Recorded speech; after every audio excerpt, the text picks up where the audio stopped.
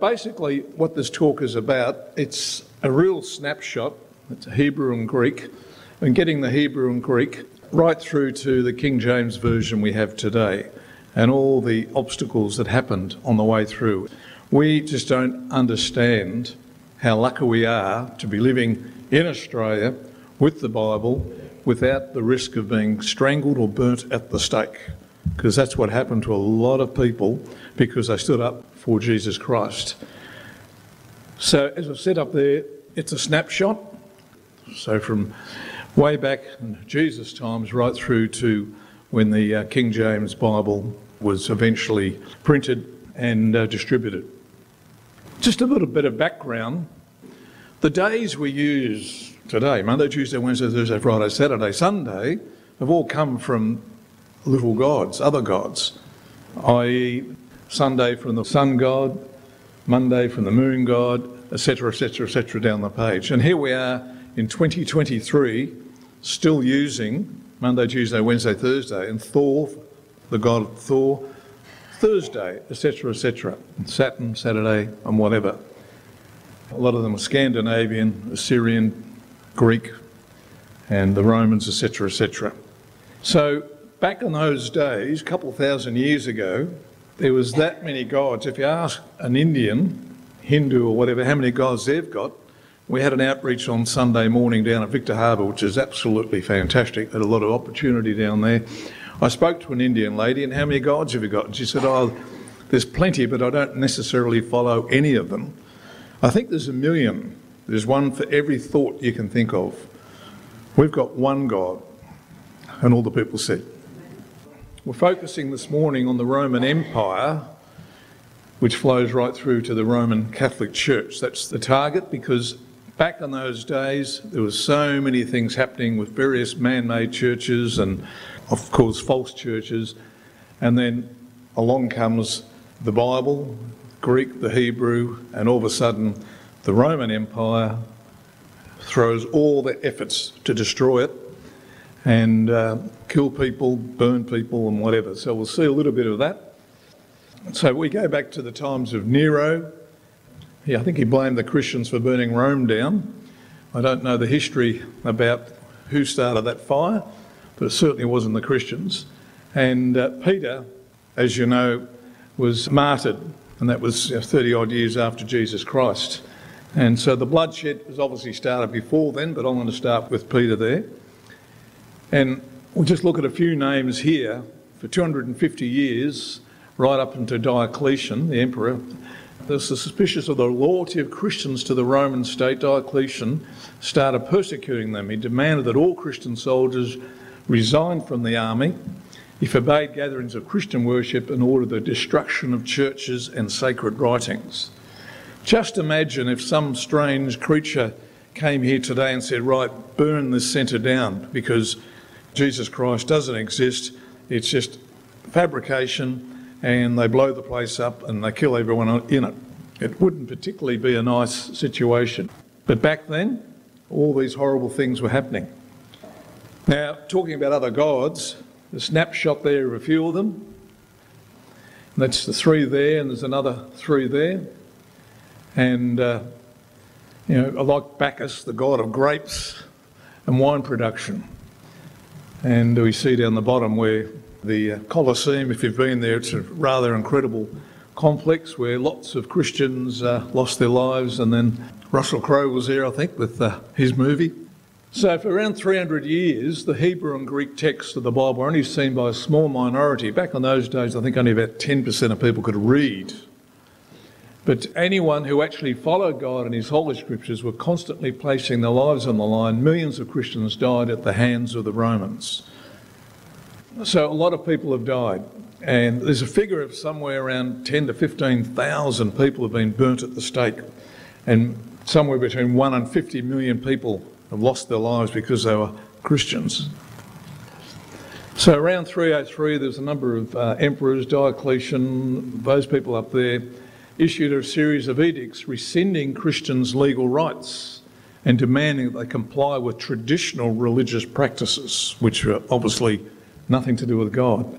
Later edicts targeted the clergy and demanded universal sacrifice, ordering all inhabitants to sacrifice animals to the gods, little g.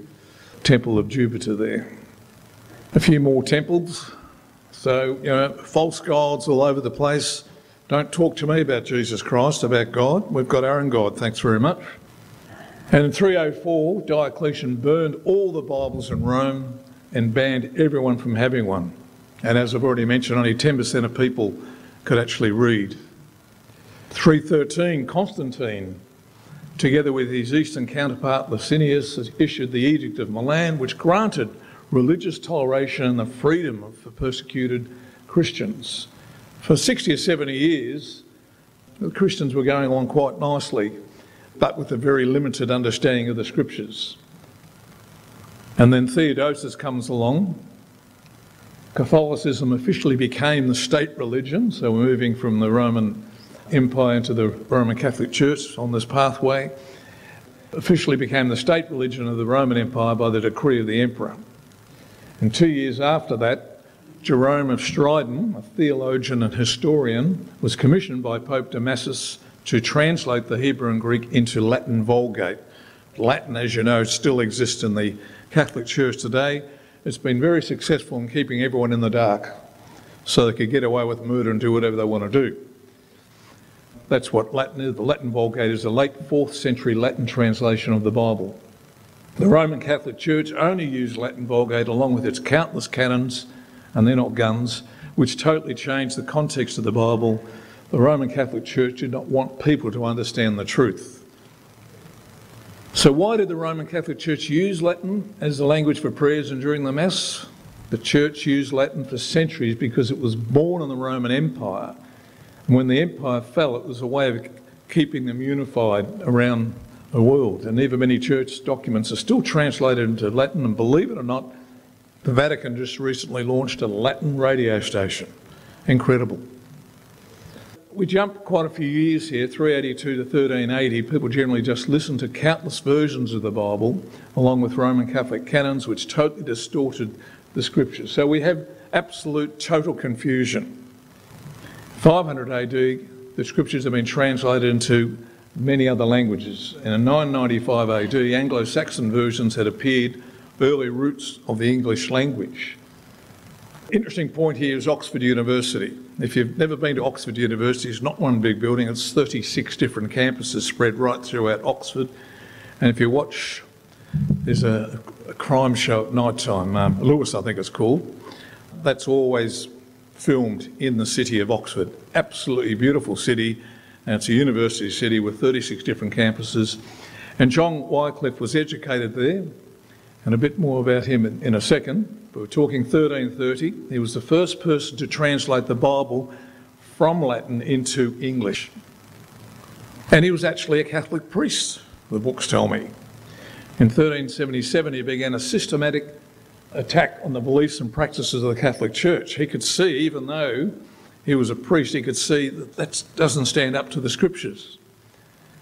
He set himself up against the greatest organisation on earth because he sincerely believed that the organisation was wrong. And you could probably argue right now that the Catholic Church, if you've been to the Vatican, downstairs they've got all their gold and all their jewellery, all their artworks and whatever that they've stolen through various wars and armies and whatever. There's a brother that used to work down there from the Sunshine Coast, Gold Coast, I think Manfred somebody.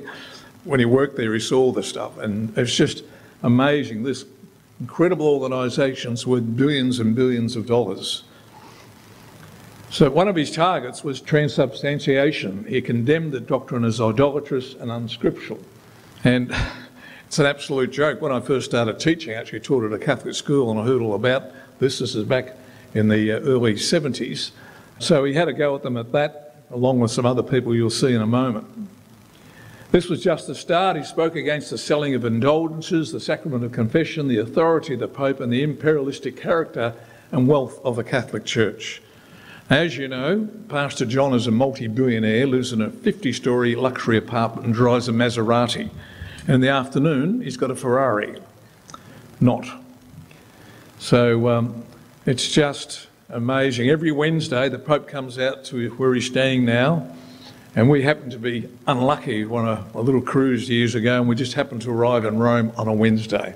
We went to the Vatican and were surrounded with millions of people bowing down to this man-made god, little g. Unbelievable. Pope Gregory, that's where I got my name from, issued 5 papal letters denouncing Wycliffe's theories and tried to get Oxford University to condemn his outstanding scholar. But he was a Doctor of Divinity at Oxford University. And Oxford University initially did the right thing and backed their man, but that didn't last too long. So in the meantime, between August 1380 and 81, Wycliffe was working in his rooms at Oxford to complete the translation of the Bible, which was eventually published in 1382. Just remember, all the Bibles and whatever language were in back in those days were all handwritten. If you get through a page, you've made a mistake, that whole page goes in the rubbish bin. There's no printing press, it's all handwritten. He actually died of a stroke. He was lucky. He died before they could get him, but they actually got him in a way in a moment. Eventually the monks and friars retaliated against Wycliffe's denunciations because he said, you're all a bunch of losers. Wycliffe was seen as the first reformer, the Reformation, fighting almost alone the hosts of medieval wickedness. The Archbishop of Canterbury, William Courtenay, moved against Wycliffe, who had passed away 6 years earlier from his stroke, and condemned many of his works. At Oxford, Wycliffe's followers capitulated and all of his writings were banned. It was actually the Archbishop of Canterbury that was with the new King of England, but not the same character, but the same title. 30 years after the death, now you're dead in the ground for 30 years, and the Ecclesiastical Council condemned him as a heretic, and 14 years after that, at the Pope's request, they exhumed his body and burnt it and threw his bones into the river, just to make sure the guy, is just gone. And there's the ashes being poured into the river there. It's just evil. And then along comes Jan Hus, a Czech who lived around 1390, and he was inspired by John Wycliffe. He's very vocal in criticising the Catholic Church for being greedy and having 2 popes at the same time who wanted to kill each other. That's another story.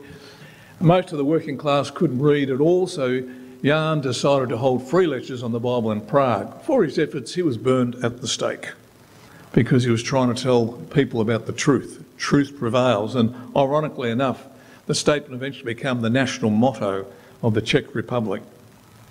And along comes the printing press in 1455. The Gutenberg printer invents the printing press, mass production of the Bible in Latin begins.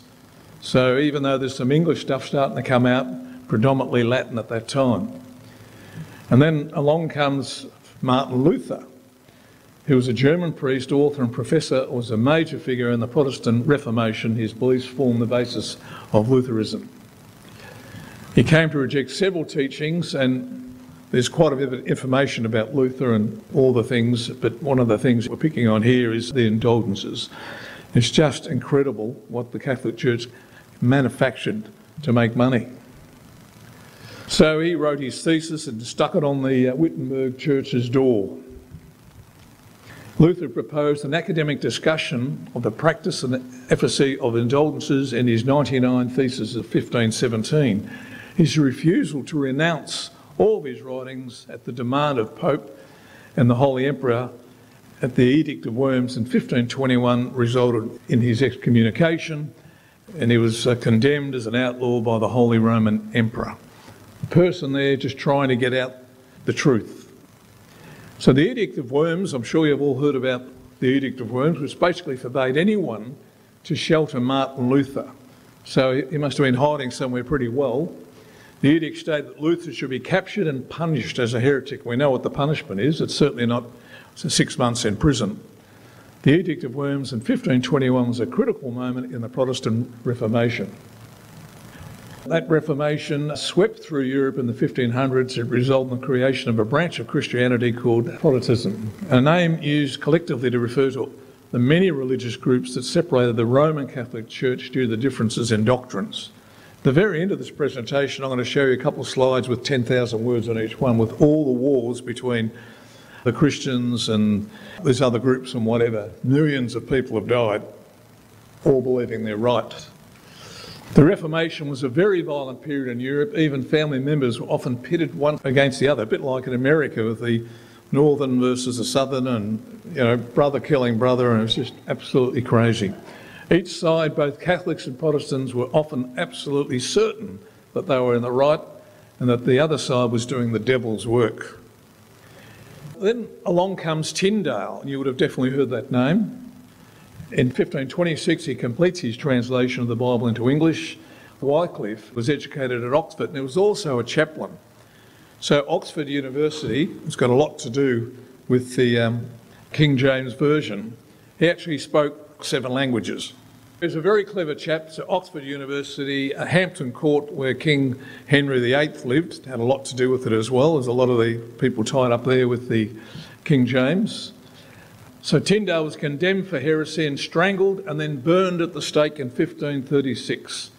His last words, "O Lord, open the King of England's eyes." Now, being strangled and then burnt at the stake wouldn't particularly be a pleasant experience.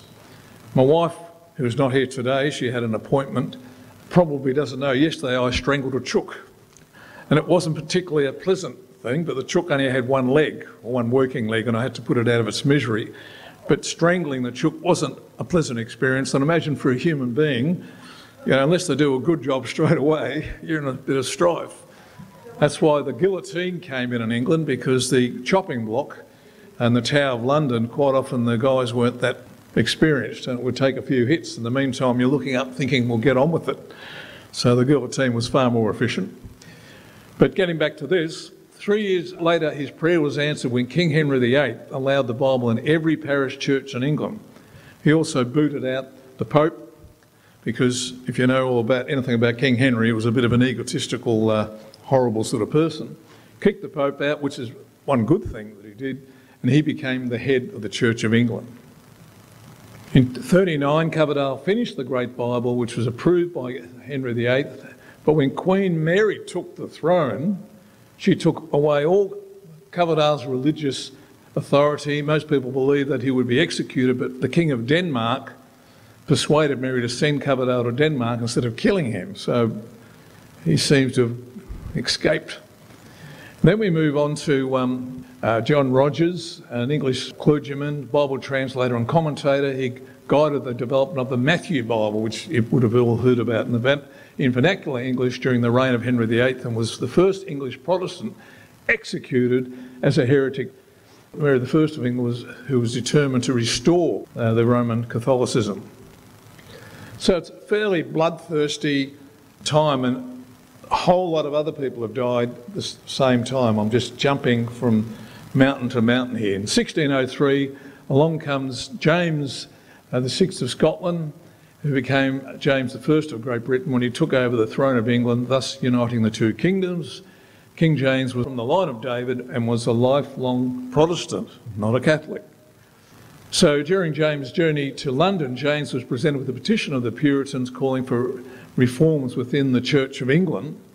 And in London, more petitions from the Puritans followed, and James called a meeting of churchmen, theologians to investigate. And then in 1604, at Hampton Court Conference, which is an unbelievable palace, just not far out of London, someone living there, Wolseley I think his name was, and King Henry said, "I like this, you're out and I'm in." And he just took over his palace. So I don't think your next door neighbours appreciate that if you knock on someone's door and say, "Your home is now my home." But Dr. John Reynolds made the suggestion that a new translation of the Bible be created, and that it be a complete translation of the whole Bible as close as possible to the original Hebrew and Greek text. And that was enthusiastically accepted by King James. So a plot is developed by some Jesuits and other Roman Catholic supporters to assassinate the king. I think we all know the story. And amongst all those characters there, the third from the right is good old Guy Fawkes. We all know about Guy Fawkes. So the gunpowder plot, 1604, this is to stop the Bible going ahead, the King James Version. Robert Catesby, a strong Catholic, commenced plans to assassinate King James and eventually recruited Guy Fawkes because he was a bomb expert. They rented a vault under the House of Lords, and started moving 36 barrels of gunpowder. We're talking about a big explosion to take out the king and a whole lot of other people who perhaps were tied up with putting that Bible together. The plot was spoiled as someone leaked information to one of the lords not to attend the opening of the Parliament on November 5. So King James was shown the letter, and a search discovered Guy Fawkes guarding his 36 barrels, and that was the end of Guy Fawkes, and that saved King James, and the Bible came through 6 years later. In 1611, the King James Version was released and remains the most widely published text in the English language. Up to 47 scholars were involved in its production, and the Archbishop of Canterbury had the role as overseer.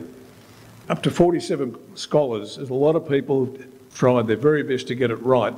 And now, once the King James has come out, if you were to go to that bookshop in the city, I've forgotten its name, you all know the big bookshop in the city, Coorong, you'll find that many different versions, and I'm personally not a fan of the new King James. I think good old King James, the original, is fantastic, but there's now all sorts of other stuff coming out of King James which is diluting God's word.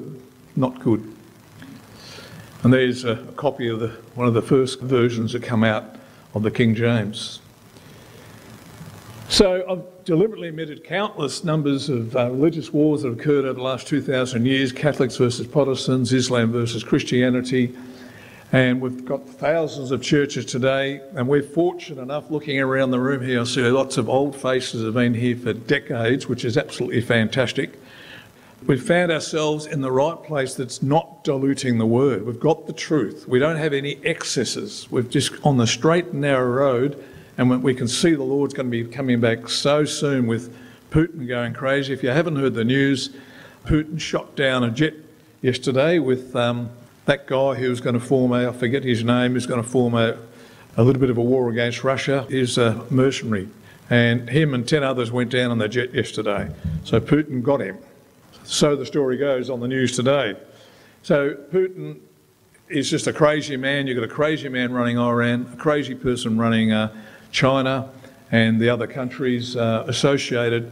And we know the scriptures and Ezekiel talking about coming down from the north, and we know the situation with Israel and whatever.